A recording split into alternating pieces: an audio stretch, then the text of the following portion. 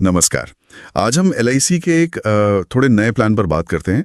नाम है निवेश प्लस, टेबल नंबर 749। ये शायद अक्टूबर 2024 में आया था, है ना? हाँ बिल्कुल, 14 अक्टूबर को लॉन्च हुआ था ये। अच्छा, सुना है ये उन लोगों के लिए है जो मतलब बीमा भी चाहते हैं और शेयर बाजार जैसा रिटर्न भी। हाँ, कुछ वैसा ही। ये एक यूलिप प्लान है, यूनिट लिंक्ड इंश्योरेंस प्लान। और सिंगल प्रीमियम है, मतलब पैसा एक ही बार लगाना है। बिल्कुल, एक मुश्त निवेश। तो चलो इसको थोड़ा खोलते हैं। कौन ले सकता है, क्या विकल्प है, पैसा लगता कहाँ है, सब समझते हैं। हाँ जरूर। तो ये सिंगल प्रीमियम वाली बात ये किसके लिए सही रहेगी?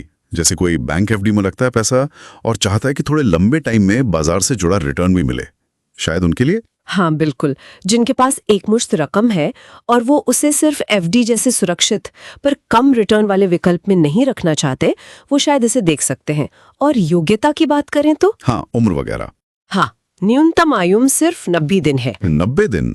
मतलब बिल्कुल छोटे बच्चे के नाम पे भी ले सकते हैं? जी हाँ, इससे पता चलता है कि ये लंबी अवधि के निवेश के लिए भी सोचा गया है। अच्छा, और इसमें वो बीमा कवर मतलब सम अश्योर्ड, उसके कुछ ऑप्शन हैं? हाँ, 2 मुख्य ऑप्शन है। ऑप्शन 1 में जितना प्रीमियम दिया उसका 1.25 गुना रिस्क कवर। ठीक है, 1.25 गुना। और ऑप्शन 2 में सीधा 10 गुना। 10 गुना? ये तो काफी बड़ा फर्क है। ये क्यों? ये अलग अलग जरूरतें पूरी करता है। जैसे ऑप्शन 1 शायद उनके लिए है जो निवेश पर ज्यादा फोकस कर रहे हैं। बीमा कवर बस एक एडेड बेनिफिट है। और इसे लेने की उम्र सीमा भी ज्यादा होगी फिर? हाँ, ऑप्शन 1 के लिए अधिकतम एंट्री एज 70 साल है। 70 साल, ओके। लेकिन ऑप्शन 2 जिसमें 10 गुना कवर है, उसके लिए मैक्सिमम उम्र सिर्फ 35 साल है। सिर्फ 35? ऐसा क्यों? देखिए, 10 गुना कवर मतलब एलआईसी के लिए ज्यादा रिस्क है, तो स्वाभाविक है कि वो ये कवर कम उम्र के लोगों को ही देना चाहेंगे। अच्छा, ये बात तो समझने वाली है। मतलब ज्यादा सुरक्षा चाहिए तो कम उम्र में फैसला लेना होगा। बिल्कुल।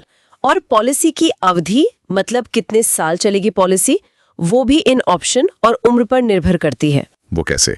जैसे ऑप्शन 1 में आप 10 से 25 साल तक का टर्म चुन सकते हैं, लेकिन ऑप्शन 2 में अगर उम्र 25 साल तक है तो 10 से 25 साल का टर्म मिलेगा। अगर उम्र 26 से 30 के बीच है तो 10 से 20 साल, और 31 से 35 की उम्र है तो सिर्फ 10 साल का ही टर्म मिलेगा। तो काफी शर्तें हैं। कम से कम कितना पैसा लगाना होता है इसमें? मिनिमम सिंगल प्रीमियम है 1,25,000। 1.5 लाख, ठीक है। और ज्यादा से ज्यादा? अधिकतम की वैसे कोई सीधी सीमा नहीं बताई गई है। ये निर्भर करेगा आपकी आय पर और एलआईसी की अंडरराइटिंग पर। अंडरराइटिंग मतलब एलआईसी देखेगी कि आपकी आर्थिक स्थिति, सेहत वगैरह के हिसाब से आपको पॉलिसी देना कितना सही है। समझ गया। चलिए अब सबसे जरूरी बात पर आते हैं। पैसा लगेगा कहाँ?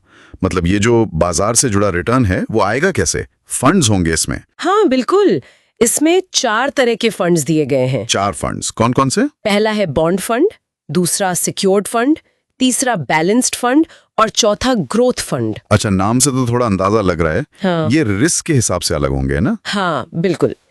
जैसे ग्रोथ फंड है, उसमें ज्यादातर पैसा इक्विटी यानी शेयर बाजार में लगता है, तो उसमें रिस्क भी ज्यादा और रिटर्न की उम्मीद भी ज्यादा। सही कहा।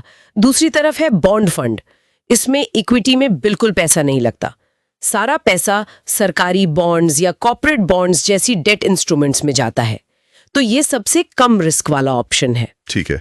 और सिक्योर्ड और बैलेंस्ड ये बीच के होंगे? हाँ, सिक्योर्ड फंड में थोड़ा इक्विटी होता है, ज्यादा डेट। बैलेंस्ड फंड में इक्विटी और डेट का मिक्स थोड़ा और बैलेंस्ड होता है, मतलब इक्विटी का हिस्सा सिक्योर्ड से ज्यादा हो सकता है। तो मतलब निवेशक अपनी रिस्क लेने की क्षमता के हिसाब से चुन सकता है। ये ठीक है। पर एक बात, सिर्फ 4 फंड्स? आजकल तो म्यूचुअल फंड्स में देखो तो कितने सारे ऑप्शन होते हैं, थीमैटिक, सेक्टरल, ये थोड़ा कम नहीं लगता? ये एक वैलिड पॉइंट है। 4 फंड्स शायद उन निवेशकों के लिए ठीक हैं जो ज्यादा उलझन नहीं चाहते, मतलब चीजें सिंपल रखी गई हैं। हाँ, शायद नए निवेशकों के लिए आसान हो। हाँ, लेकिन जो ज्यादा अनुभवी निवेशक हैं या जो अपने पोर्टफोलियो को ज्यादा फाइन ट्यून करना चाहते हैं, उन्हें ये सीमित लग सकता है। और ये पैसा मैनेज कौन करता है? मतलब फंड मैनेजर एलआईसी के ही होंगे? हाँ, एलआईसी के अपने फंड मैनेजर्स होते हैं जो इन फंड्स को मैनेज करते हैं। तो ये उन लोगों के लिए अच्छा है जिनके पास खुद मार्केट ट्रैक करने का टाइम या कह लें एक्सपर्टीज नहीं है। बिल्कुल, वो प्रोफेशनल मैनेजमेंट पर छोड़ सकते हैं। लेकिन यूलिप में चार्जेस भी तो होते हैं, fund management charge, admin charge. हाँ, ये बहुत जरूरी बात है।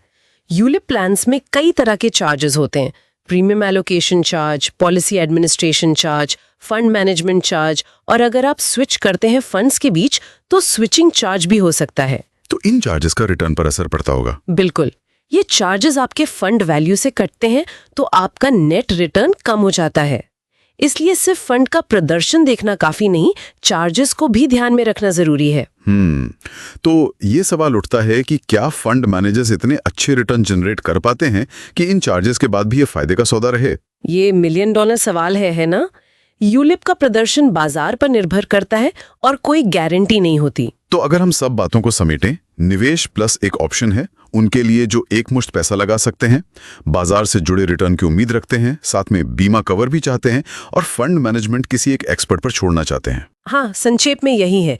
लेकिन ये याद रखना बहुत जरूरी है कि इसमें बाजार का जोखिम शामिल है। मतलब फायदा भी हो सकता है, नुकसान भी, गारंटी कुछ नहीं। बिल्कुल, और यहीं पर एक बात सोचने की है, क्या कोई भी निवेश सिर्फ रिटर्न की संभावना देखकर करना चाहिए या पहले अपनी जरूरत, अपनी जोखिम सहने की क्षमता और अपने आर्थिक लक्ष्य समझना ज्यादा जरूरी है। सही बात है। और हाँ, पारंपरिक योजनाओं जैसे एंडोमेंट प्लान या मनी बैक जिनमें गारंटीड रिटर्न होता है, उनकी तुलना में इन मार्केट लिंक्ड प्लान्स के फायदे और जोखिमों को कैसे तौलें, ये हर निवेशक को खुद सोचना होगा।